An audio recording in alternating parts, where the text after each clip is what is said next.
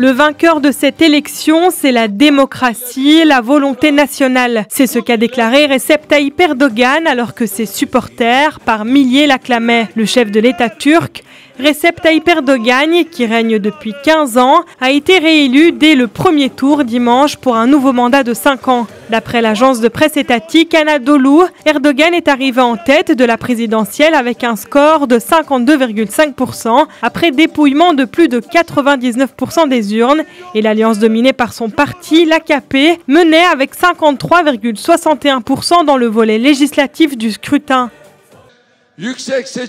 À partir de demain, nous commencerons à travailler pour remplir les promesses que nous avons faites à notre peuple. Nous avons quasi terminé nos préparatifs concernant le nouveau système présidentiel.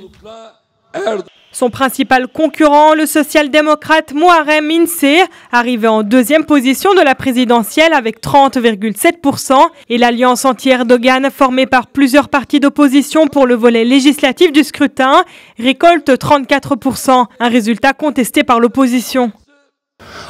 Ne croyez pas les résultats annoncés par l'agence de presse Anadolu. Ils ne sont pas corrects, ce ne sont pas les données réelles. Recep Tayyip Erdogan s'est imposé comme le dirigeant turc le plus puissant depuis le fondateur de la République, Mustafa Kemal. Ses détracteurs l'accusent de dérive autocratique, en particulier depuis la tentative de putsch de juillet 2016, suivie de purges massives qui ont touché des opposants et des journalistes.